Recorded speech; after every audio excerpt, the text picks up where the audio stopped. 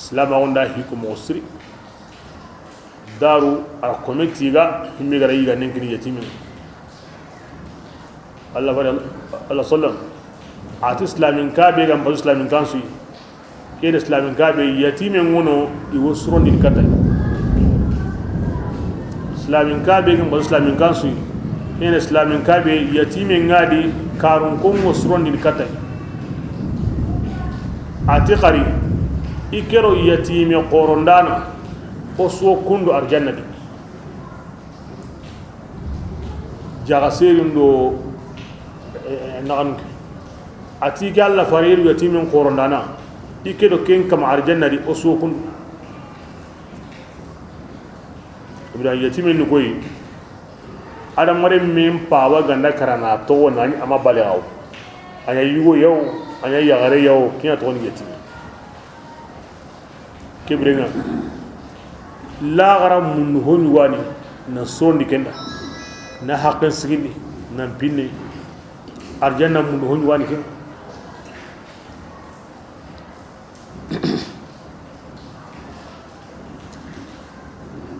bismillah wala tahudduna an kunda aywa adu ya marini anda sirata na ya marini miskinu ni gandenga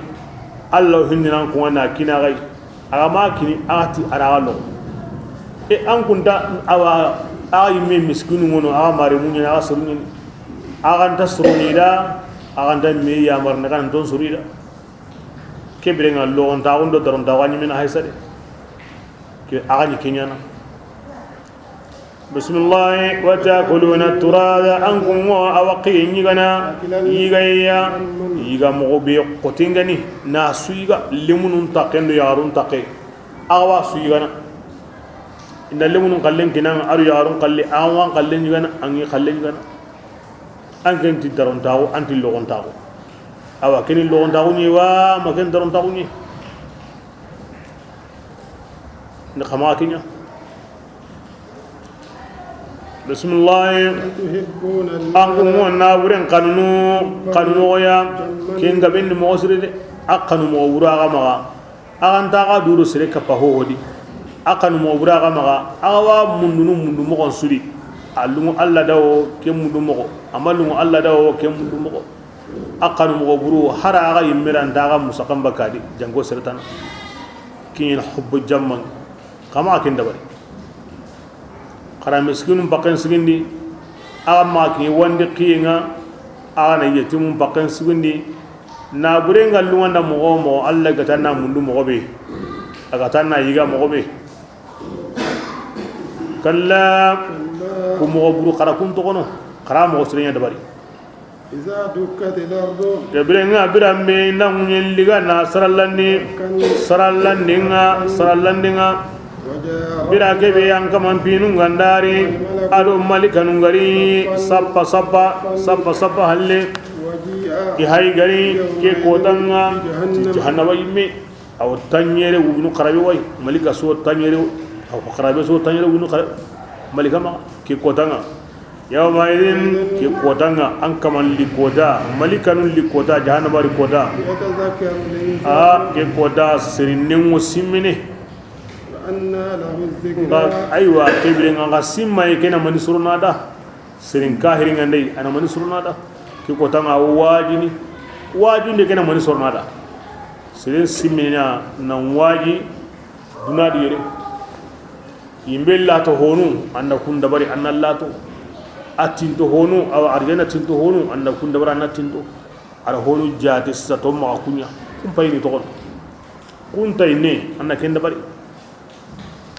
ngalla ko da hinsu hay qur'an di waqti kebe anna simmina la to kem pagati to ngondi kem pagati wa anna lahu dhikra bismillah anda simmi waqti kebe nan waji ken godanga awotini ya laitani ya angeda nata awanganna ay waqerin do to ngunden kandana awalla garangarin ta undangani yani ndanata ngani togondini na togonden gollin dabari minna birilla gara jaja la gara bireyni bireyna جابر انت ما عند الله رب لا عيش الا عيش الاخره لكن نفاتي يا ليتني ديغامبر رام غانني عندي كوني غينا بونو سرو مو انت قري بسم الله يومئذ اتكن غودانا ان تريم بانسال لا يعذب احد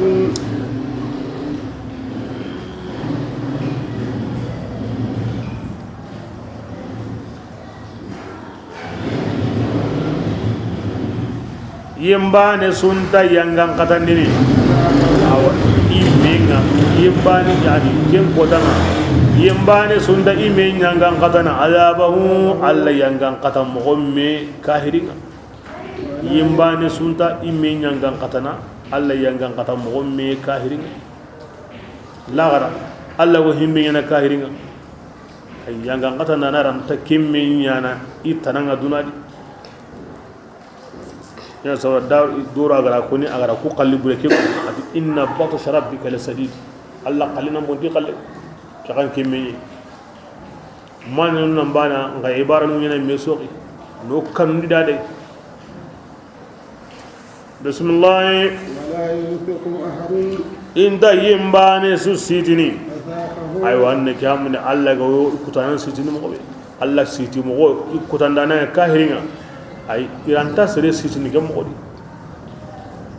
sitinde ya ngate mo bure ni wani bismillah ya nyongige almutma'inna nyonkin hilloy ara hobrun ko ni mogon ko ni magan ko tonko ko sirenka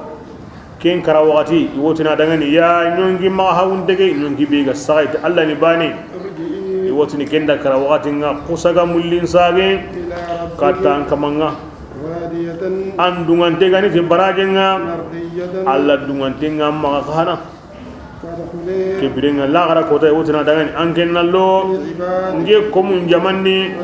awa annallo nge arjannandi kabiya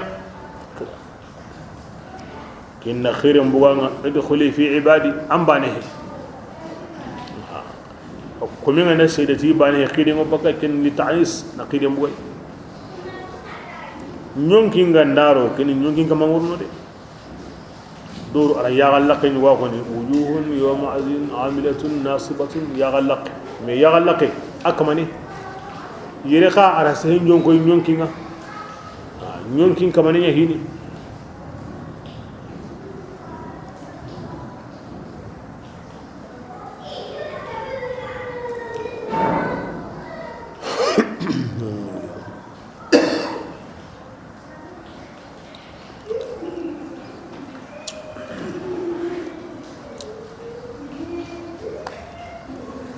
بسم الله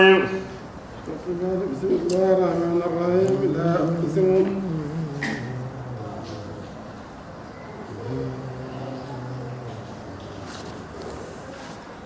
أولادهم كنا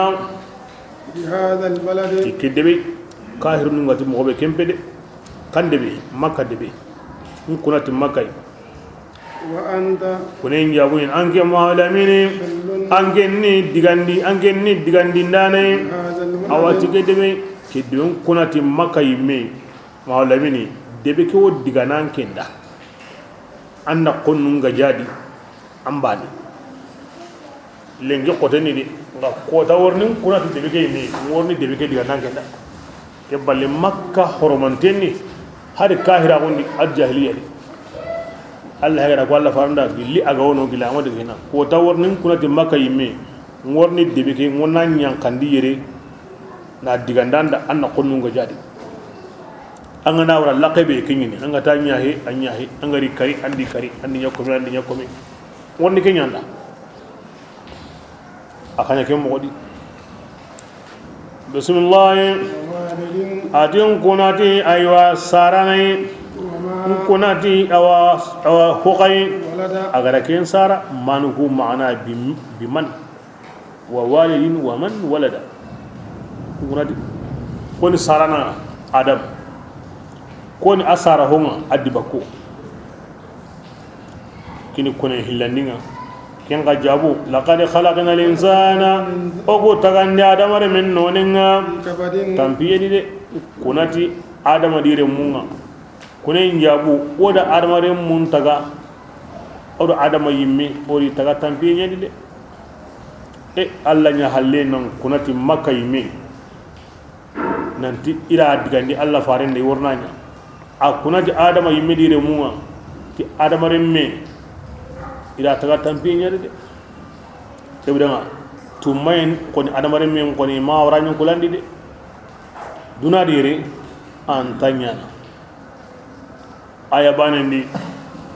aro kirino gangu kadi hal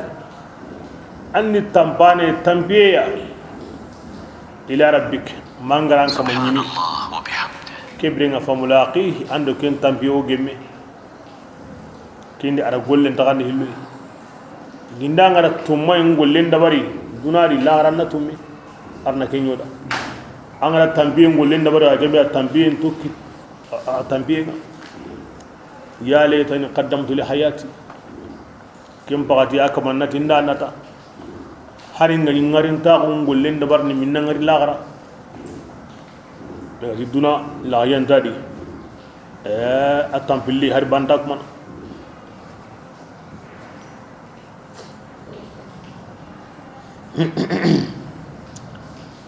ana mari me angarin ta ummo ngana hay sare kota subunga chekuti ngono tambenyu wani ina meleke tambenyen sugunden sere katam laga katay hatande ngana kinye kambamba kem pagadi ngana kinye sehe sere ngana kinye aho wontanni sunnandi ngana kinye watu sunu wana ronde karamundi karlandiga wakati karlandiga yang koto endo karang yang koto karamo nyimme kanne ki ngana dangi yagun kibarun nari nan yari hanewa minna sigi hina amu sakambi kompembi samba yagun nyimme ngana kinye aywa worni gemwa indarni gemwa ken kam musaka adire mu aywa anyi megeda suruwa ngam agolle ngasa ando kunnaga kadiga kundu kari kundu khara kenya kamaga kenya aywa ando hankamanu nga kempati ken worni anyi meri ganda mi ansere ni wori womi kan kibar worni nin kanya dawarni kanun nya nimmaga nin sangasunu signi sangasunu nya nimmaga kindiga nan sagai kasoy ngorni kurungo kyani ngi kallenga de ngodo kyani de ngi ya ko kwani de ngi yongola kyani de besu ye kasomo amma sibanun nan gabonta konneda an gabonta jatenda asuran tarni no kubane kambe nyeni nyaare nyeni sege nyeni tambo nyeni nke masibanu ndo masibanu na burem bono so hombono kerin kita na kite nye irilliga keta ngarariga keta kotasu hoyu kem palle kalle worni malikanu khabrundi wundinde worni lagara kotan kibare worni lahiya antano Allah ganda arjana kini komi bi karna kino lahiya antani amari في الصياغة التي في كبد أماتي على كبد أماتي لكبد أماتي بكبد أتي في ولا يمني الظرفية يوكي يعني دا غتا تامبي يوكي ندي الله غران غرا يوكي بيدي كورو بكاتي عجيب وانا اقوتي عندنا كون موي مونتاي في لظرفيه ndaga taga yukke be di tampiye nyokke nyen koro bakadi resu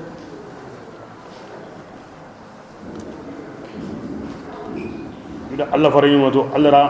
antu ndike annaketo ango himbe yana na Allah gara diya makenya de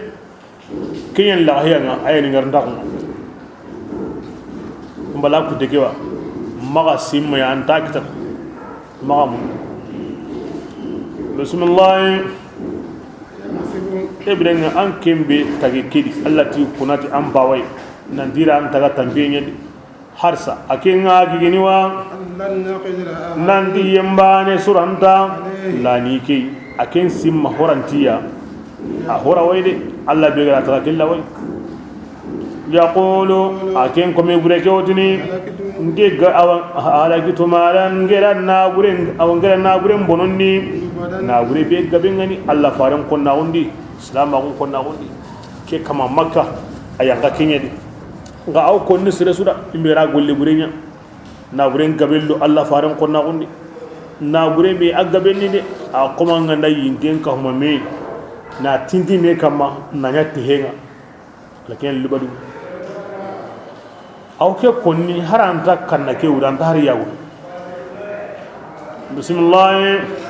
aya sabu yalla ken nagini yawan landi yembane suni warken gulle ya ana kenya simana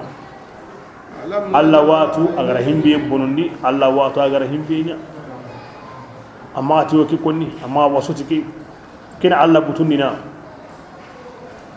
agina agara kenya Allah gara himbe dunya da amma kenya tina gure ngade ana gure ma ken kine de ay mi watu kinnan ko tina gure ngade an gada kiro Allah haren konna walla kenga Allah dinan konna walla kenga Allah gara himbe nyanda ka amma ken ku fana taywa ken nan basanda de Allah da maninya da alam naj'al aynayn yallukum ya gal muhillin yawa adangani wa yalli o manne nya dangani wa o ma so man batu hillin nya dangani wa yalli o kuma kandawa awa killum billiyawa o makinya dawa ibla kunu nema nyayde anyi kukufana ti batiyenga anyi kukufana ti kotayin tokenga Allah din yaren kininga himbe gan tala na maga haytai na taga honum pai na kai hinum pai na kitabum pai ala nenen kininga na maga hokoti nenen himbe gan sunon dada na hin koni tai so mun patun kininga na ka huma me an tagge men na himbe ko na magi bugu me de nagiden killum pilli gilanga sare amma ko mono ko hilli kona ko yanga lemno ko sagari kitemba amba ni yon ko langirni da batte kona ken ko yanga Allah khairin killendo bonen kille gilanga sare an khairin go himbedi Allah ra ko yanga an bonen go himbedi Allah ra ko yanga kona ken ko yanga ke bidan ken Allah kufa anyi kenya dabar bismillah ala kitahama manni aga ma kusaga kutunni dongani mi wono manda ga makin kutu ya rasulullah manna antunni manni donganga ni gidi gille aha ani gidi gille nyankana kata bilaga waso nan na buren gabello Allah faran ko na wulla kendi islam ma on konturunga kebirenga gidi gille wono ani kenya jallini hina ani ken waxum tina burenga kenya waso hinga Allah fare kenni mani fakura qabatin kenya ni ani kome kanne horono mani gandin de nyana ko tade kengani dulle kote dunginga ani ko yigandin ani yatime yigandin ken ko danga ken yatime be gan ay maren tindenga mani miskine yigandin dulle ko danga ken miskine harban ndama masejura ken yi donga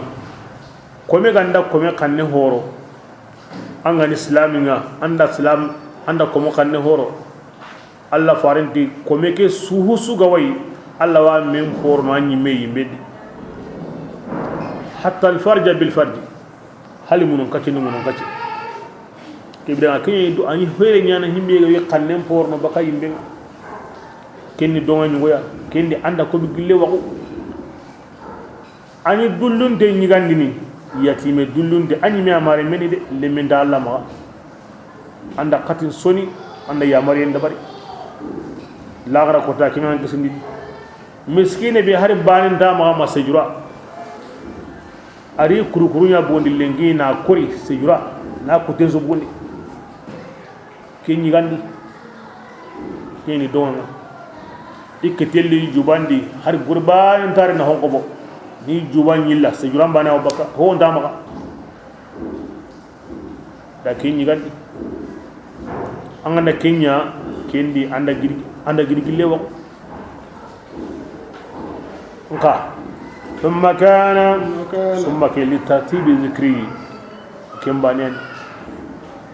كنا ني اكمانيا دي اوغلي يموا ايغا توندي دي او اوغاتي اكبا هورو ندين غاندي ان هنا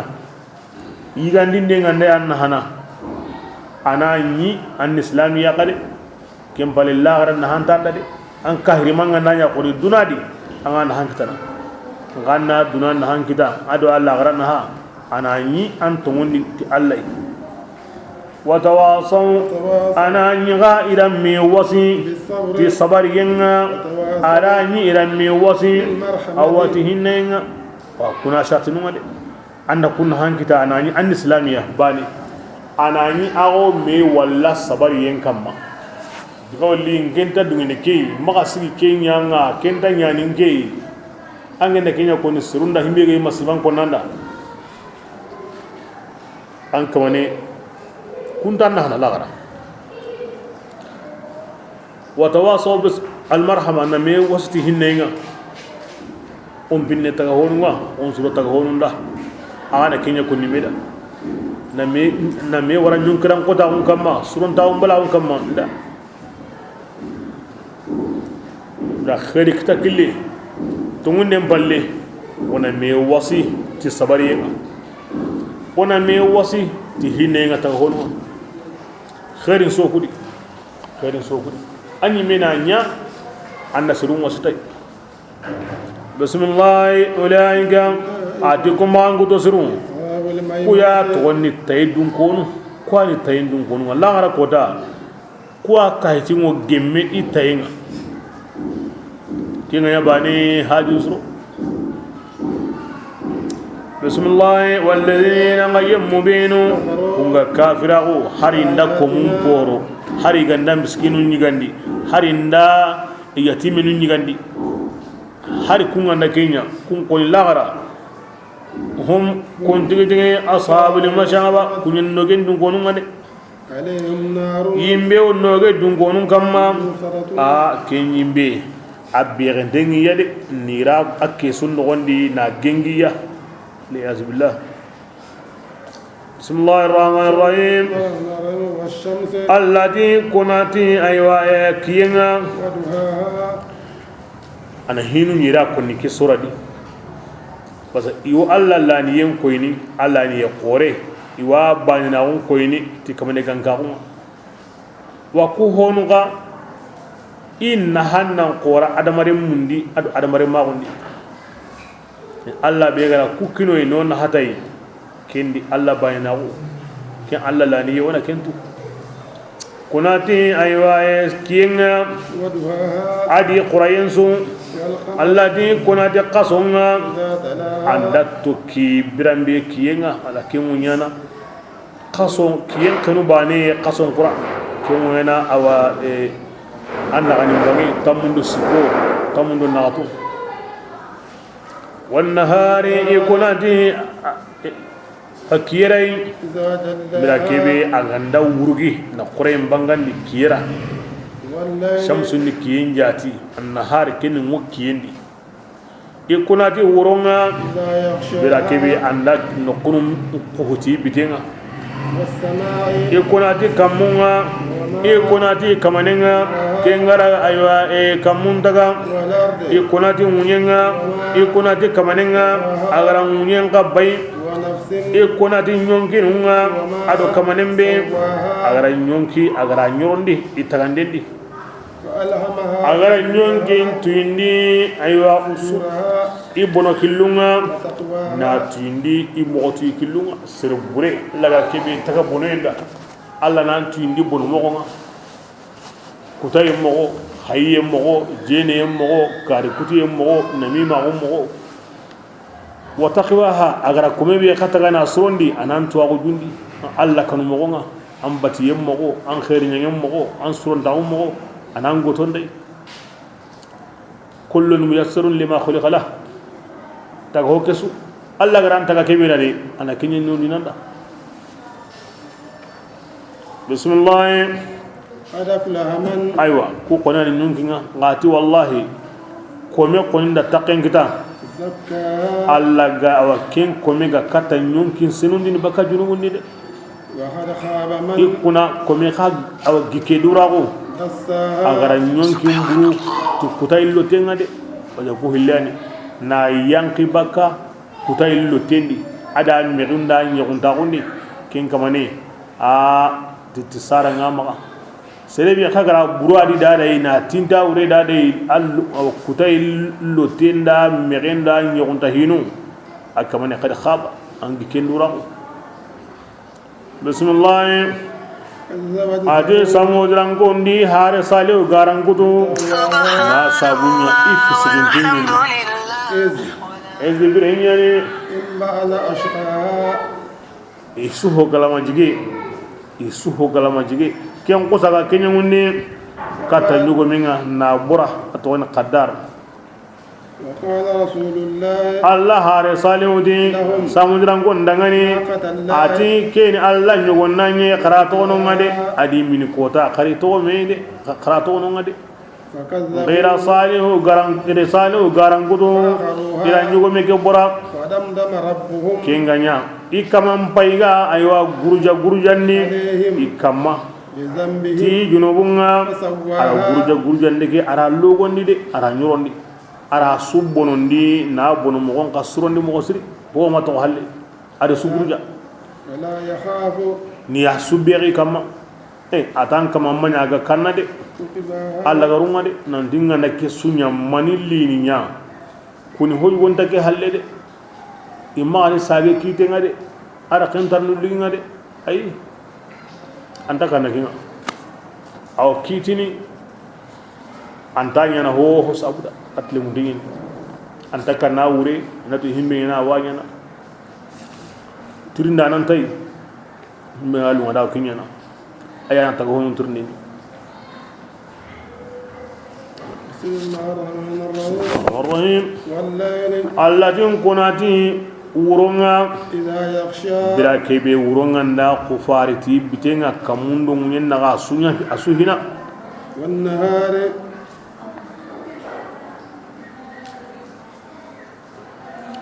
walma idha yaghsha anda tagohon kufariti qonqonga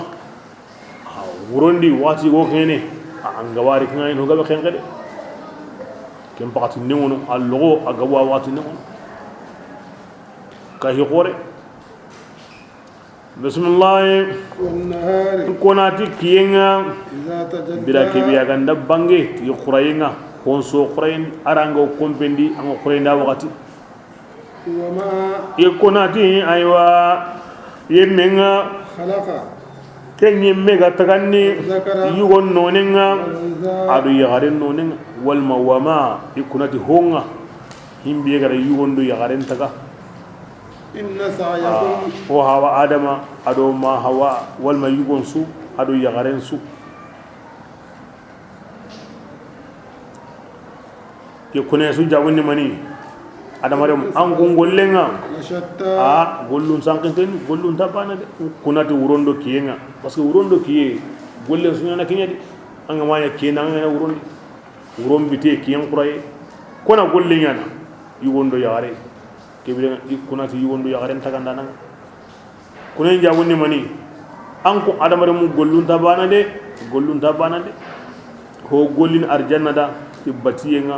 ho gollini yimbenda atikutay ago wuro diwa ike Allah watu ago kede we watu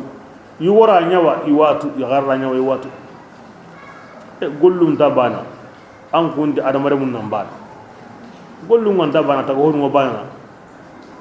kenta gare baka o mbana anta gare baka bismillah فأما من kebirenga to gollun tabana gollun ni mani me gollun yanu ni koy ay mi hay jate ayanatu amma yemembe أعطى aga halla haqqingini واتقى akuna awa akanu allah ta'ala وصدق atongonni بالحسنى digan sirenga la ilaha illallah ken koni halla maga ar allah haqqingini allah gat kebinya ado kebi maganya ari du mogoto ke kamane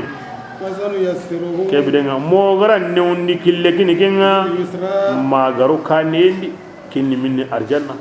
ken tagi kenya da ona arjanna mundu gollen ne undada ana golle tay magaru arjanna وأما من kudi golli mo on kudi kamanu kudi jama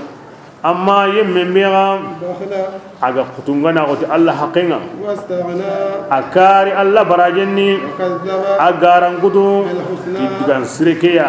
la ilaha illallah ati Allah tibani ma Allah tanu aywa ati faren petit tungui dab lahini baraje ya ami motu Allah haqiya makini bismillah ona ken ka mo gonsurondi ka kote ke dangani no hayyihu lil usra ken ka manenka Allah kiti ken ka mati tele mun tauma akatta ge manida yimbelloy ona ken ka mo gonne unda kada ona ken suronda kada o kibla ken ka kamanun tabana igollun tabana inyamonun tabana yo tagahonu suhay igollun payde digande be mana logonde bismillah ما يغني ماله aywa atike kama ana buren danayne adangani إذا تردى dira kebe aganda brimbonti bendi de tradinyani nambugu kamundi kata urela inda nyonto jahannama wari wat kebe ana bure ken harbane sornada idha taradda amma komi gama wari jahannama di anga segiya anna bure nganna hana amma kutungana ko anda Allah hakem bugundi anna bure nganna hana bismillah إن للهدى anna to kandainga علينا ano ko amade na kanden killem bangandi ano ko amaga himbe gan kabana ladi o ya natu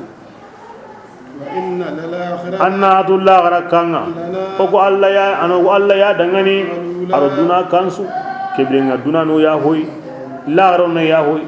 ango duna mundu no angama mundu o maga anda futa ango la gara mundu no angama mundu o maga anda futa ya serebe go duna mundu malagara amundi kama maga kona kama Allah bismillah فأنذر adi makan gombay gara gongode awa yimbeya ke yimbe akhore ni de ago yimbe betu kempede naran litankir awo yimbe betu aro kenda banade لا يسلاها ke yim tatalata تلذى yimbe ke akumini awdo sisa akmanan kum sisa لا يسلاها ke yimbe ho ontarno ke yimbe no wonni maganda himbe ga galamanjiginta himbe ga galamanjiginta kembana wornade الذي kenni koy kenni yemmenye كذب akutanni annabi yimmenga ولا adi halle koy tongundenga kebiranga ke kama hasran ke kama nyawarno yimbendi وسيجنبها الأتقى nga wajibi Allah wo kebe gan an kanda Allah ana ken kana kisindi aw kella tondi ni yimbe ke ya الذي ken kan koy kenyen yemmenye يؤتي ماله awi na buren kinni Allah يتزكى awi du sinundi ni dawa junubunga ti honna sirakunga ken kama nen ka ken walla tono yimbe ke ken ni koy yere aya nyanga godi sayyiduna Abu Bakr radhiyallahu anhu Abu Bakr radhiyallahu anhu ke yanga kinyedi ala komenga mem qobo Allah sabuda na horo Allah sabuda ahawana ta dangane kindani hayan muslimo Abu Bakr an ko ne kalle ke serenna ko ma ko be no himbe go an qorol la hiyandi gallahu ndodo watundodo kritika tanto hondi ma seren o kenya na kamo anga ngure mbono ndini seren na ko mi aqono himbe go an qorol la hiyandi ni awtinin bawa nin qorol la hiyanya munda ken ko tan inta hangedi haben nyaaren na duna la hayani an anda bipina himbe to anda like ngoto na to aw bagari yaaren won la gara like la gara bipi parce que Allah faren danga na komi horo Allah wa ampora on baka yimbe akenya kana kini Allah gra mangudo ati sere walla to no yimbe ke yimbe agari du moto kinyi ni koy awina buren kinni Allah awya munda kinni senu de baka yimbe ayanka kenyeri nga kere kere bidige ngade sere o sere gara hokin Allah jatin sabuda na kini Allah anin senu de bakin junubunga khalas ye kamma mangara kita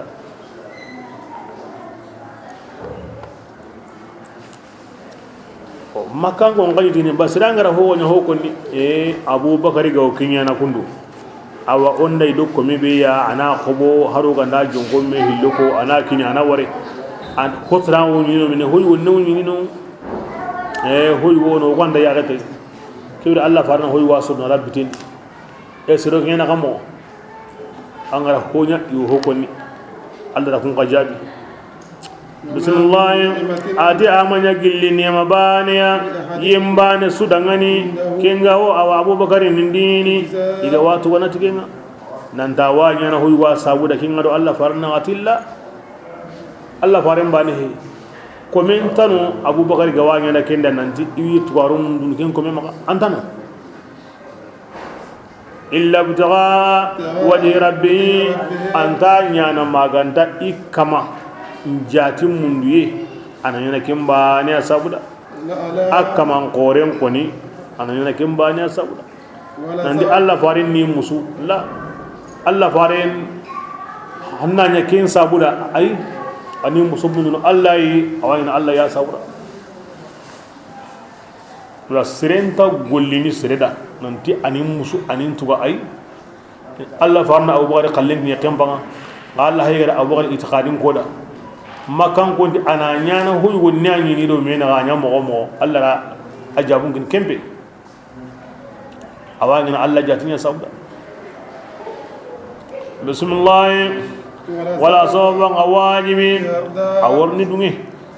Allah warni hokkini abubakar ya mai megata wasi kenya dere odi sahaban di gaboye kuna jate na wara tammani me wujunu makame wujunu serenta di hindu era kalle megata ko hodi khere sudi aranda kambe amada haba ama kapallema are mensu asuna islamia kenta sahabada wala sofa yarda Allah faran da gwarandi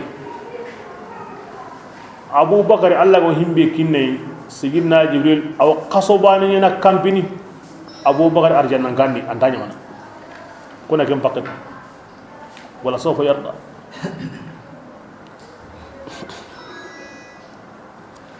bismillah inati ke sura da wallayli dati abubakar sura inati wadduha dati Allah farin sura na'am la gharaba fi dhalika كندا بالنصرين من زاورا لأنه ثانية اثنين الله تايا دا ثانية اثنين هلو بلندين الله فارين نقصو أنت أبو بكر كن يسرا نونا ولا ميتادي كن يمان قبا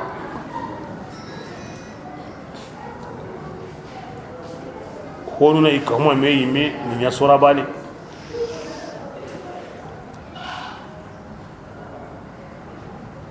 بسم الله الله تين كوناتي ولهم بقاتنا كوناتي ورو نيمي بلا كبي ورو غندا كفار نتي بيتنا ما ودعك ربك كونين جابوني من يا رسول الله انك ما تغنون دي امان كوني دي مكان كون بلا كبي وچينيا الله فاري وحين دوندي بيتو حقو أتغلى منو أهواتون اللي يكى أبو جهل أبو لهب بتوكو وانغاني نيوغي الشيطان الله تيساو أو هما كان نمكو ساورون دي أو بيلن دونغو يمندي kita ka akamanda ko ni saw ya akamanda wara saw muslim allati kunati wulhanga ado wurunga andabita an kama man to gono aman ko ni an kama man to gono aman ko ni bismillah wala al-akhiratu kebe gani la rakanga kenyam pasangunda andangani ina dunakanga dunadi alla man to gono aman ko ni aw himbe nyananda akorengeni ngalla gara qalle ayan ko duna qalle bismillah ati wajibi man kamangaranku mangatandungi kiga ko alla farena ti kebrenga ge khantar tindunya bada nani nyumato wo yimbendi idan la arda wa wahidun fi min ummati fi an-nar e winge kunu minga ta wase nge konta na wase na to sero yimbendi nyumato di antaro kahiri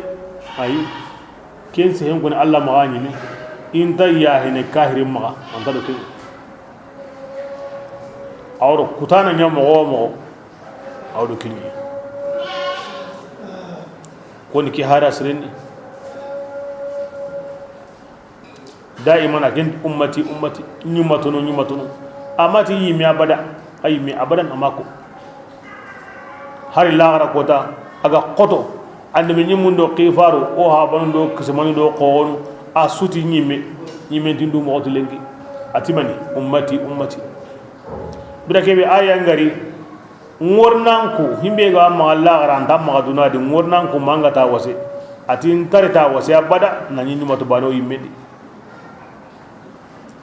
Allah faru matu ona Allah faran to wonati kay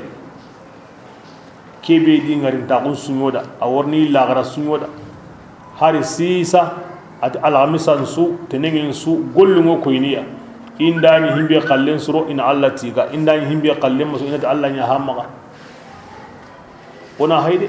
o kun Allah faran tuga mun tak manatuga on ta kona tuga kundude abiro da awono sisa oda la gara kota awono qari oda ona daro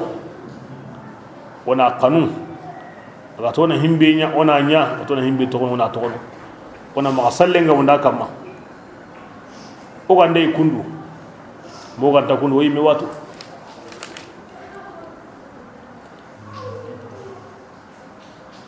bismillah alam yajidika ki awarna butte mura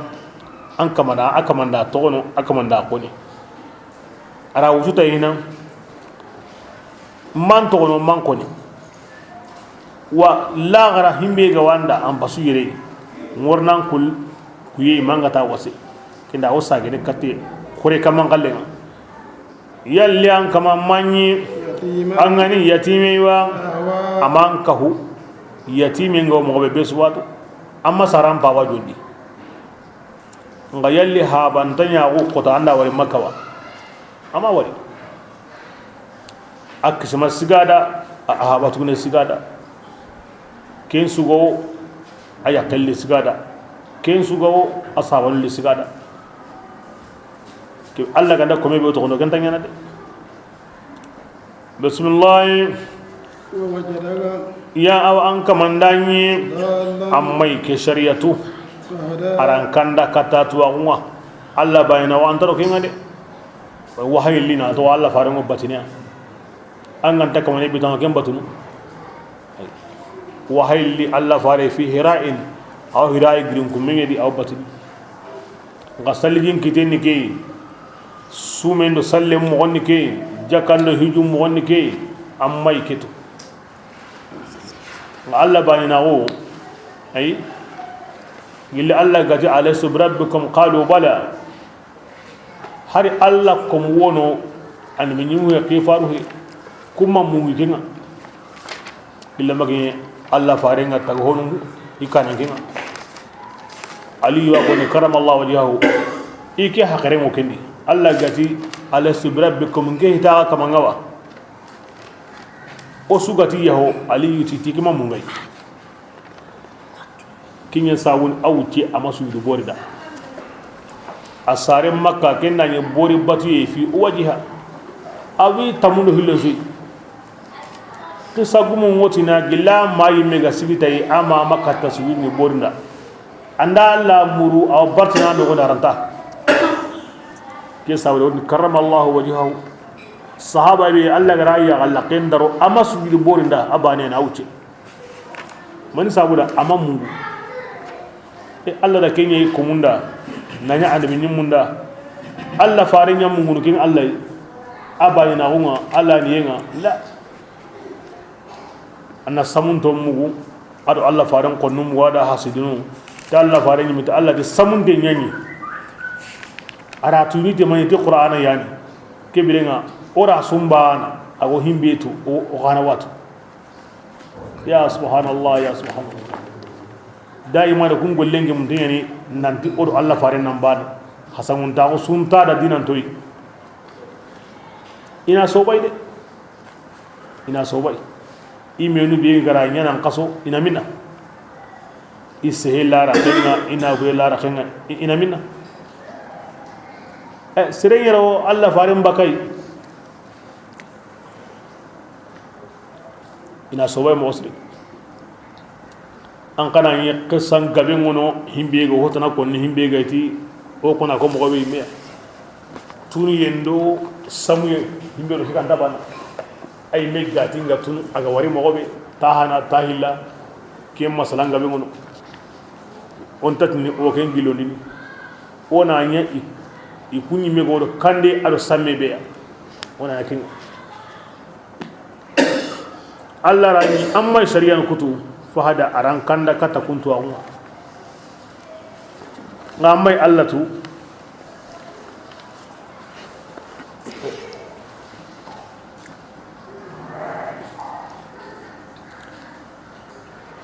Allah da Allah farin tundin Allah ko yayi amma da duna da yare nanya hadamare minga nani anta Allah tu gil Allah garatu na to ago mogobe di Allah na kento agara tundi idui na to mogobe Allah na kento gil ken ko ni ganya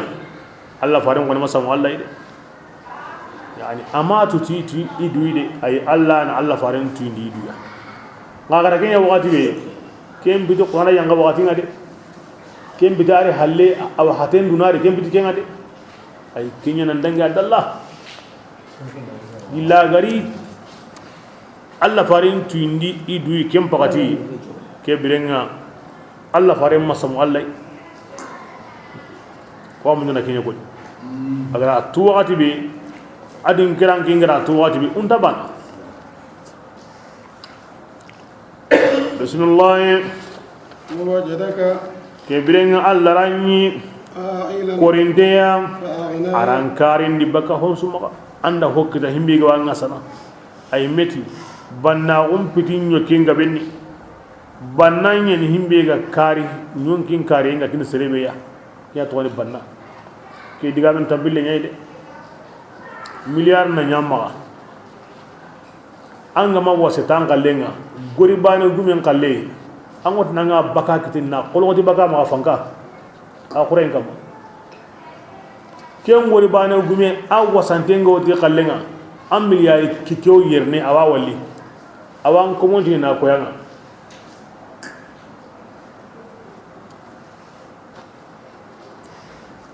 Allah sallallahu Allah gara nyam mo be awasatay tamani mini Allah ko munga wa ko nada malikanun do kentana Allah nyaga o kinyana Allah nyaga o kinyana Allah na kinyanda tinna kanyi mi anga na tinna nyanna tamani mina karun gongotin Allah fare akoto sade anta Allah nyaga na nawtini mani ngira Allah nyaga himbe kenni kiyai Allah ninge ma sukandi nanya hankamai wa minna ya korinde ni mantu yana korinde ni mana kiutu bila korindawo be agara kengutu e bila akari tikenga awase tikenga bismillah. فأما اليتيم Allah gara kubinu nyada hay gara kun koni Allah ga bara sirebe o kenya kunduwa to Allah ma baranga aman koni awali amar naqati huyuni ad kebe gani yatiminga فلا ya تقهر rasulullah maga naqi na haqqin bonda maga haqq annaqi wana ana burel ligay awreti maga jukundi de awreti maga gollindi de ay amme ngan qawana himbe nya anga ma wara kenga anda bonondi an qawa qarna wati kebe na qarandi an qawa jukunu wati kebe anna jukundi amme nungo golle be yana ari na nya domi anga ma kenya anya da sabu bure bil lafz fala taqhar نقي ما ننتين ما تما يمر ما النقي بسم الله وأما السائل كيف يغني يغنى نقيم ولا تنهر ما كانوا بهود أنك غيو قدري أنت يوم أنت هو لا ما يغنى نقو كيس سابودا الله فرس صلى الله عليه وسلم hari nyaganda nan ngandara nga sinka manna ku har lengi sini hore de angi ngantanga ari singa ara nyaga tanna ku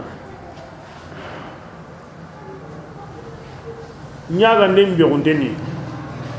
nyaga ndanan kana mbara ku ngi kana be gonteni allati ayani hodi maga diga bureka diga siren kada digan sire ñu gom pasu har na kuyi mena digan buren kada e la kera ho yugo nya abbe on denni an kam ma ho ni himbe be on dengani be suri ki tenyani nyaga ne di sharti agantanga abbe on denni amma kuinden ko ni amma sharti so ko ni hara gantam ma tanna digan sire kada hara gantam ma na digan sire kada ko dinni me ma galen ki Allah ga nan ne wenya tara ga nan malan ana ma ka bure kada kan digan sire kada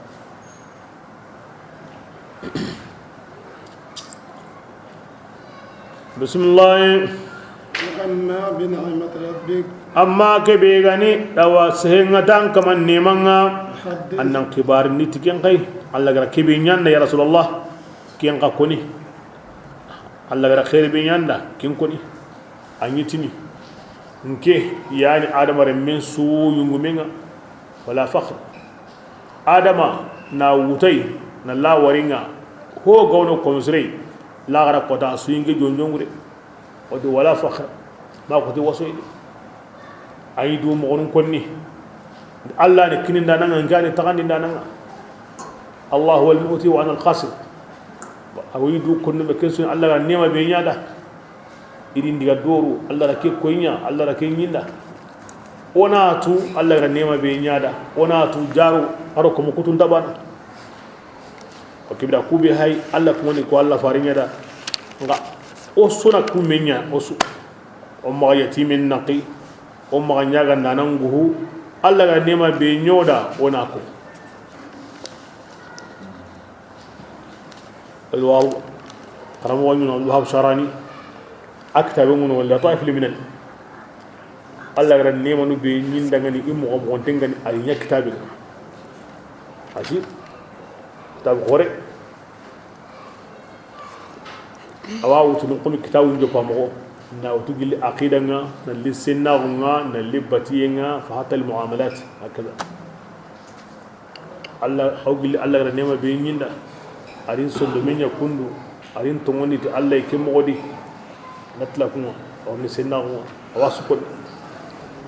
parce que Allah ti Allah ga nema be ko men tanna ko ara so sa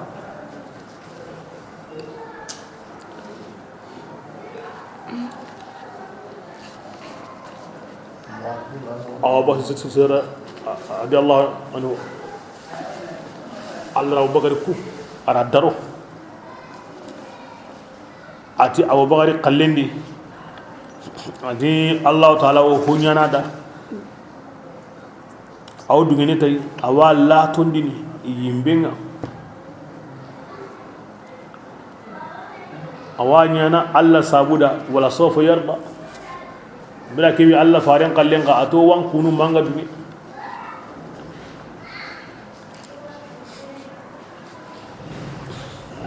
wala l'akhiratu khairun lak min al-ula Allah wa sallama ki digame Allah wa sallama daiman ana sigeyni Allah ganda wara martaba beedi kinnam fasada dina hanaki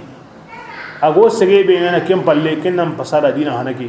ago sege be yana kem palle kinnam fasada hanaki kiya kon daiman Allah fare ana sigeyni ana sigeyni ana sigeyni asige takkan beni ago sege sudi kinnam fasada dina ga bu himbe dia ki sura ga timmi Allah faranti Allahu akbar la ilaha illallah wallahu akbar na wutuke maganyime diwa kanunu sura bi gana timme kimme nan ko ni bismillahir rahmanir rahim alam nashrah sadrak allati yalli oman gengnyime pesendi andangani wa wonu kido sura bani kapameya baski imadi munu sumbana Allah gar himbe ni Allah farin akamana kinya kada orang gnyime nyurubandi anda ya rasulullah wadana wizraka wada aljunubul liken kanunni bakanga wotanda ngani wada honya ha angara kinya nandangi adangor himbinya alladhi anjunubum be aga qotondi an qoronga warafa'na dhikraka o kuma yallo kuma wurgindi andangani an pinkonni ngawa wada kinya andangani angem pinkonni Allah ga konno qonna ko angi ngokonni ngati la ilaha illallah ngati muhammadur rasulullah salla qillendi salle sigindendi tahiyandi khutubanundi komen ngati alhamdulillah do atuna wassalatu wassalamu ala rasulillah ngal Allah konno qonna ko Allah fare ngokonni no wara kenyanda fa inna yusran kebrenga annatu aywan niwye qorewo ma'al usri kappa koringa niwye bi angantatu kinyawono kureo kuranga watu noyo kapai andake noyetu inna yusran annatu newiya qorewo kappa koringa ki Allah fare Allah sallam anyi qotan kempandi ko aya nguri wakati mi ayanda ko yey nandi newiyan kempangorni aram kanne ni ki koni mo ada awa kinga ko ni newu tabana angana diga min gota hillo ma'arifanu hilgawadi kun sumbani an nakirnu hille be gawadi kun tabal kota nugo hilli sumbana ngane ku hilli tabana ya sallallahu alaihi wasallam yatini ti kota yebane tan newu hilli kanya kota bane aranta newu hilli da anyitina gari kota ngandaro hari kuton kumendi nuye ngornda batte awa bugundi wadi ken tongi gilli ke aya gari Allah farami matunun pinne unu dada ya gilli ke aya gari ko tasu anne unda da ya ko tasu anne unda da ya orni ke mo ngadi mo gari lagara Allah ko musrum maga ayani dunani islamin kasumi edabra sugananti ma diran kuti anda koto kota yugo anda himbe nyen newi na gabe ne de ma gike burengi gitanka manga fa inna Allah aula bil jamili Allah paulanta ti husrenga فإن الأسرة يتبعه يسار قطن يمغومو نوي قبي ورندا بتدي وقول الله أصدق كل قيل الله دقامين ينتون دقامين سي عندك قطن مغومو أتونا دي نوي يغورني كين نوي أنقورا قطكي كين نوي عندك قطكي تقون بسم الله فإذا فرغت كبرين أنا نتلا فانصب ay sallinga annandu tampindi ki duwaunga akoni goda Allah farsenne ngayumato an kana andu qoto kinga an salli bane assalamu alaikum anna girna niga kinti gande hemine atigande nyanda gilli sahaba ni wonya nyana Allah faran ta da salabat manni ango munaharin gullenya na amma turniti maniu ay me wati gar hukurba be jofa munaharin gullenya ay ati Allah fare kempe irambana ni maga nga salli bane ngura kini yakin dilli gam pakata tuntenni salamu nya bane nangirna ndiga kini munaharin gullenya parce que kum maga salli ni ketan na liki bunga nantla aku de ni mesege amagen su baginda ranga salli anton salli nga salli bana mani la wakalla Allah di farsinda angana salli andu tampinditi duwaunga kina tafsirin yugo Allah farinyanti o ganda salli ona Allah senuni tanjigaro siko ona tiga tanjigaro siko ona qoroni tanjigaro siko ona timandi kameya لا إله إلا الله وحده لا شريك له له الملك وله الحمد وهو على كل شيء قدير توغا نكينيا أو جنوبنيا هانا هراغا نيا قومي هنين يومي أنت لقوة إنا جنوبنيا أكينيا أنتو دعاني سربي صلي سؤال لآتل كرسي تباني أنغا قرنا كنتان أرجانا نغا ما كنت كالي أكينيا ناكو صحابة دعاني معاذ أنا سيدعاني ننتي غندا سلي أتي هودا ana tanga suran bil qara ati hoda aganda salnantla anti allahumma inni ala dhikrika wa ibadatika wa husn ibadatika allah ndema ampin konnenga allah ndema ampin konnenga allah ndema ambata mo wasrenga digande pe digal logonde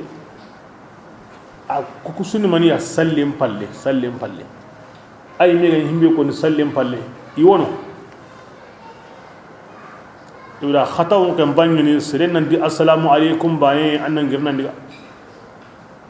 sunna hede muna haga dunya jukku ni gilli ganni akeda omadi fardani la golle wa ma kote haaju wa ma hay bonanga masrungan du ko hoy amo gilnan diga umati salli su halli manga tawu hajungo bonno walma ko mum pajungo bonno ay kempe kama nyan diga mo nyi assalamu alaikum anna girna diga amma ko nyan diga mo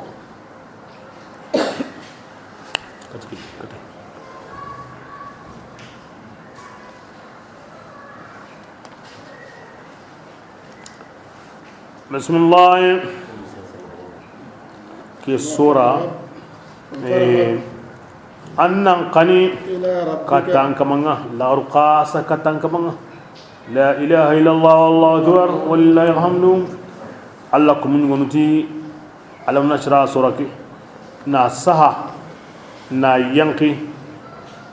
anda ma yurdin kita angama kin kita andanya jiojiya na mini aw hamindo sunondo nyonkra liri yamba kasrenga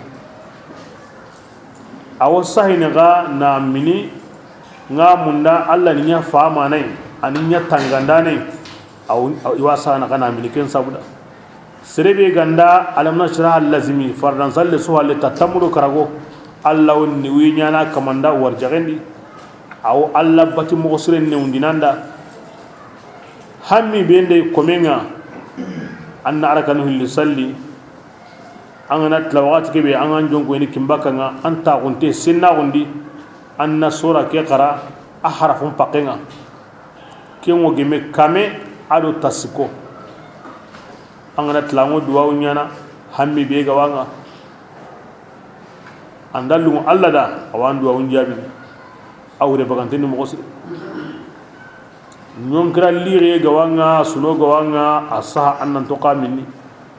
ngamu ndam pakarenya lungo asa annan to qamini salle su halle tamudo karago angar jagango wasene ango gemme Allah mbatenga hajo kote winga arakanu hilli salli annan jongo kimbaka ansenne na qarat takame adu tasiko na Allah nyaga ampaju bismillahir rahmanir rahim allatin kunati turonga والزيتون ado zeytuninga وطور سينين koni gitu hiliyai zeytunin tun deni turo be gani nago hillo ani ko nago kalle ngono gunnen kalle ngono akunati nagatwa yere waturis nkunati aywa gide barkandenga kinni alla gada Musa sahallema go gide be kama alayhi salam kunati ke debe gaye kingani debe duntenga ya Makka kunati kuya nandi alla tagandi serinen nonenga a kilimu mo sereni de seren taga mo asreni de summa radadina kem balle ona serunni wonu saganni nanya wuriran kon ka wuriran kinga anya halle kundude ona honu sagandi ni lahundi ni kontondi ni murugundi ni qirindi illa alladhina omati yemmu goni de kuntadi de yemmu be ga tongonni iga golli surunga kon konin tangina asbala safili hissiya ngadi mana mi ngadi mana ganke nyani Allah ran taga na surondi amma Allah batu amma an taga yimentu kanki nyawo andiga worrandi de andiga worrandi har ginda anta nu sirengani an kitu sirenni anya gan sirenni kammi ko fa amma suhunu ku kini menya andiga worrandi kare tongunda no gol sirenni ngano kun koni har kun ngana lahu kun ngana qaso inda murugo nan pingi walahum ajrun allati baraji wa kun dangani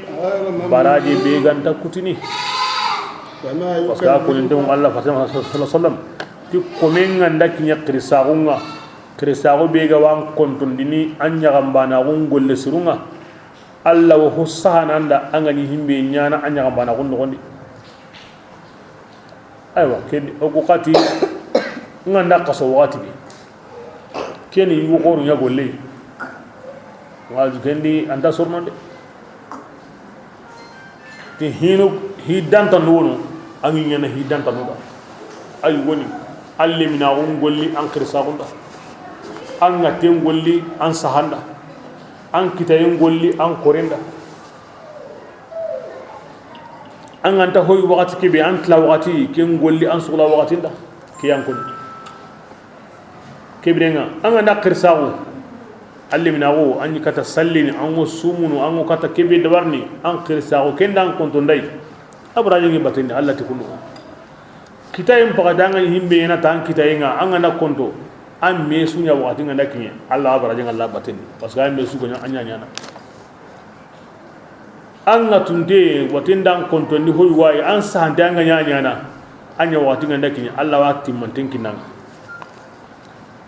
an kitempe senden sisa Allah hu gabe yana Allah ra deweli Allah wa sutti mantinkinan en kanga manya ko watun diga anta kinanga Allah illa alladhina amanu wa amilus salihati kibda gol sirnyanu ngana gol sirnyana an to modi kem mo tay nenga nan konto ndai falahum ajrun ghayr mamnun barajo kinno ku anta kutini de anta kutini da ko nan pakati to kedi mo sir oy me hayke golli ngana siri anda qaso ba so mo kinay de yo simene qaso sikisu na honni kine to simene ngado mamu ngade ko anto ma nangu to ngadi panso o simene ngade okay e okuda kenya Allah anda kenya na غير ممنون بسم الله وما يكذبك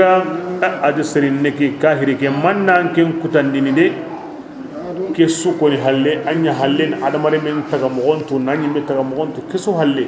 من نانيانغو كتندين بدين تبراجين دين كوتانا هم بيغران تغا كندو كينا نانكري كلو أنغون دين دي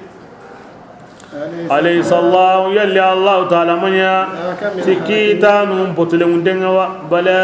نعم الله نكين دي وأنا على ذلك من الشاهدين لا إله إلا الله والله أكبر ولله الحمد بسم الله الرحمن الرحيم يا رسول الله ينقل ننقرا بسم ربك حنا بيغا ينقى قرآن دي كينك آية نيغا an kaman tonga an kaman yani kamaninga ara taga honun taga خلق ada الإنسان haramare min nonen daga baka hori jongindenga asabe kharina qotondi qara وربك ya rasulullah kamanga الأكرم ayam ponnan sira kunta dina honnan sira suka hamandenga الذي an kamanya ni kamanenga علم atuini ti sahandenga بالقلم awati qalbinga aro katali sahandenga ti qalbinga kiyani neman panan ayana seren nonen tuinni ko hosu agamai kentu kidigami hulan kin Allah faring mannadi na yamari ti kharangi mannadi na yamari ti Allah to konninga honsi jopante mannadi na Allah laniyen kuye ti taga honun tagani ita honun tagayi kare kare ma adamarimmi nan tlaqari na kharangi qotonni na kuye ti Allah suronta honsuya na Allah ma kutongo nema hana hana be agan qur'an neman sui sahande ti qalbinga karangendo sahande kebe Allah farin yumatunu igollem pay karangi adu sahande iyam pas gollen su ara farin yamari ti karangi nyi ara nema be ko yen hina kingina qalbin neman uda karangendo sahande iya gantai an dungewu karang anu nyen an barawo iyani imati arabun kanin do Allah bin bani de la an karang anu ko odi ya bate dunan bindi lagaran be odi ya bate samunte to gonta dunan bindi atonda lagaran bindi yo nga himbe ga ya na hangai asuko mandeli himbe ga wasu na hangi na ga ula kenyam pas ula kenni dinan karang ni yang balle karambala o mako Allah farani matonda de sani bala o makan ummatu Muhammad ummatu Iqra ila sirga munda ina do Allah gara khairin kita qara annan qaranginya dinan qarangin anga fi duna bani qara karambala on takanta hidi de karambali takanta duna hidi anta kanta duna Allah gara hidi jangan de papi ni hayo ma tu gori kona kolo na ya gori na valir lay karangan yang balle papi bi ha ñu bani wuri himbi ara am ban tanya na himbe ñu do bakan kan maniro menaka har banduro menaka ka karambali no ka karangan ni na kolo na valir lay ti qalbendi nenenga agarenda to yebda kan banga inda himbe sigindi agarenda to ngo sigindi karanganu inda himbe yankandi agarenda to ango yankana karanganu Allah na yida homa diga kane hina karanganu ngantadi ado gurigu atunda gare karangenta kempi kane gorenta kane anta diga kane ya gurigu munga ina ko hakangure karanganu miliyarin gawa maga idi qalbi kan dambate anda gimu agama gimu ko nasu nyama maga udah karangani hi qore de kanna khairin kita Allah qalle adinan qalle tuba Allah barani matunu ini jongo qaranginga ni jongo qaranginga ana wala Allah gari hinjo batay kinga ko iri ko duna khairin ngadi wala gara khairin ngadi anya mo sire bismillah kalla ali tawnyani adi serinninga ana qusaga fisiri terega ni du wari istaghina nanti ibanna sirin koni ganda wari ketam paminta kini sire ime maga bani aw fisiri adi kenya gabenni de koy aga yanka himbira abuji hali kendi menu bismillah an qanatu sagainga aw ka tankamanya de ya insan an sagane ka tankamanga de awan to gona de an anda fisiri de kembrenga qarin qibari ati ke yemme qibarenga ke yemme ana kome kaba ke yemme ni koy abu jahal ara khan kome kaba Allah fari إذا صلى بلاك بيك كم غندا صلي أرين قباري أغنداني كم صلى نكينيا أغو كندي كما مانداني صلى نكيمي يا مرني تي الله كنني أرين قباري أكيم بيك تما صلي إندا كينغرا أوا kusure ke kuta itunga anda nya kendi halle koy tungunga kebenga anken tasimana do bro kem palle anken ti akinna ma salli inda qalle ka sirengani anken qalle ke sirega yaga karen khibari kengade kem palle duro to kono la bismillah alam ya alam yalla ken ko ma duwa nanja allah taala awi ngalli aken ta to allah ya gawiya kibrenga ago ke mogodi ana ken tokono ngande ana ke kome tokono ari tungu ari yamarinde adi salle alla wa wallide ana ke kome hayna tokono de wallahi agama hati kome ke ya mogara talindali ti tangen torenga modo tangen toreya garante aywa futunde yemme يعني أنا تانين دورين كونا بيعو أنا دا كماني أكمانين غارانتي أجنبو يمي أتي محمد نكيب كونين غيرا أكين تاتو أو مكة تاتون بيل سرنتا دي همبي غام قوتين جي جمعي أدو سمبيا والله محمد غما عندك ميك غيرا كيتا أنين كيتا يا قرآن دي عندك ميك غيرا كيتا مود دي بيكي حقو كمبالي كي حقادا honnan kayu be simpinga mabugu adu dahi indimsenga ana mi ko kitanam dahi indimse agara kengo allah ta dangani fali yad'u nadiyahu tani jaman kiri tanda ko wasaga di an karangindi kharakini me ya kasuna ko sahaba ani jaman kiri sanadi'u zabaniyata ma o qagara malikan go pungri allah sallallahu agara ke koni Allah ka Allah subhanahu wa ta'ala Allah farim bangin nan kota magadi Allah farim bangi min al mustasniyat kahiru hon sunyana Allah aw hon su konada mi Allah farim bangi musulantan qara koni ani jaman kiri agandi jaman kiri Allah farinti malika ngo punya angarin telligana ha angarin telligana ira wodi kana يمي كلندو لو دعا ناديه لأخذته الزباني عيانا أغني جمان كلي أغرى كيف يكون ملكا نقول كن ياري كان يغرن اللي إلى ودي كان بسم الله كلا أنا كنت أغنى يا رسول الله مغابة سلين تقين أن سلين سلي الله دا تينتو يمندو الله أنيا agawa magahim yana yona haykun aromun yana ki qa honu wasjud nire kuma da habib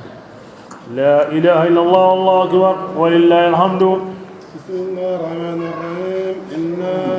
ogutunganga anzalna wala qur'ana ki yanqanni laylatul qadr lakutum murunyani bakallahu almahfuz kataduna kamunga وما أدراك يا رسول الله من ننتيني من لكتم مرونغا أدي لكتم مرونغا كوربان بسنغنتا دينا وجنة قصو به وجنة قصو أو جمتان سجى سيني أدو قصو مني مي قارن دي ما أيوة قصو جنة قصو جمكينا أميغان تهمبي نزل الملائكة كورا مالكا مو ينغنا روح قو ينغنا أيوة وروكني بإذن ربهم يو ينغنا تي كمان دوغينا من كل أمر يو ينغنا إلو كيتي بسورني سينن دي همبيغو نيانا همبيغو كوني همبيغو سنتيني إدا سورني ناقره كمان أتي كورو كسي دورو حتى مطلع الفجر ما هدينغا بوكو الله ياهنكم مغا maganta langireme kirsejena na konchimini enduma yemme nesa oda ke wuro man ton kara gilli tafsirin jo pakota wal ma yilan kara man sawra oda wati ngani ni aywa osugo asimana wina wati bi onde kina wayni kindangi la ilaha illallah wallahu akbar walillahi alhamdu بسم الله الرحمن الرحيم لم يكن الذين adiyem mumanya كفروا kunga kafiragu من الكتاب billi kitabe dungonunga ado hilla kapanga imanya igo gilli baka imo gurgede هم البينات madalli bangantu ngariya kitabiyenu hilla kapang inta baka imo kedi ko madalle ngariya kenni mani alla faringa ton albayina رسول ke bayyana kan kai keni hare yayi agri Allah ta'ala ke hare o qarana awa gapu be senneni فيها كتب awa kitun sahanden wo ken kitabeni kitu be tiremun denni ken man Qur'an kibra honu hay Allah faringari honu sagai hasa honi mo gondi وما تفرق الذين kinya sawnati yemmo ma boge igara kitaben gin kunga honun bara maganda honya halle awadalli bangan dungariya kimbalari yen kanene sunyutina annabi lagare mo halle andari ayani tungumin andari o ko halle ni tungu sunyikinya ko ari agari aw honu ko ni iranya ko na ngani ko ni mo ko hasa honu to mo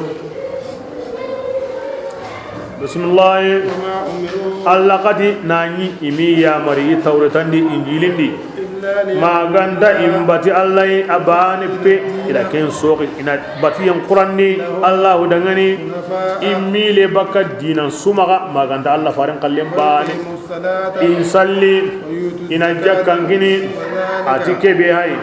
kyali dina telemundenga kyan ko ina de Allah farelli ada kiyako ngai barade iti Isa di ma adu Allah Uzairu adu Allah ima salli o salli mogonga ima jaka o jaka mogonga bismillah yemmo benuga kunga kafirao ille kitabe dungonunga adu hilla kapanunga o janna wa yimendi khalidina dumanu ganiya yimbenni ku yemmu o tigitigi wani tagawon so burenga jahannaba dunki ya sawra chrétien do yahudiya iga nyammo nani maro khallendi isuni bidun kuni allati innal ladina kafaru min ahli alkitab wal mushrikin fi nar jahannam khalidina fiha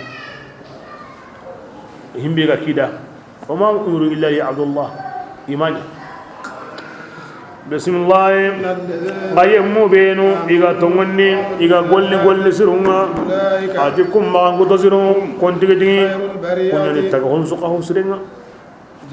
illa kabane bega tubio majusi bega tubio yahudi bega tubio nasara bega tubio ntahodio angaranya kom alla farengara himbe mundamma ulaika hum khairul bariya bo gilli rani kebe nanti meda an kunyi an woni majusi nya manguni hilla kafanu an an himbe nan kaso kin kabanteni aga bu kendi bane min khairul bariya anga to kendi min sharril bariya bismillah jazaahum ati kuntu garunga ikaman nindi kenyani taqi arjanna kanga warallaqu urunu arjanna jawre du manu niya arjanna kini badanum badanga alla dunge baki ma kini ni kata alla batun imme kadunge alla ma agare baraji be kiniya kebe alla dunge komenda komen kan dunge alla ma ke o yemme nyada yemme be ga kanu isiranga ikaman jomme na gane na kutayen to kibira kinyi bahille men ade la ilaha illa allah wallahu akbar walillahi alhamdu baqallahu alazim nat mo mosren ko no kanda arna oksini yimbe النار الجنة لا لا ولا خيرين كلهم يا هم يعلقكم سري يا فارن قنا سري يا خرلن سري يا ميدا واغ سري تو ون هانده كنوي نا خرون وسا وسيو دغن إني عندو سامبا خيري نوري كسين نو تانغا نوري ورجا نو كويمه خيري كسيدو تانغاي دي خاون خيرين كنوي نو كسين نام سيبان فاتسين نمبرو دمانه مروندي نا خير راري نا يرو راري جميرادي اللهم صل على محمد وسلم اللهم باسنا ان شاء الله قم بني او تمن اللهم باسنا ان شاء الله قم بنا وتمن اللهم صل على محمد وسلم تسليما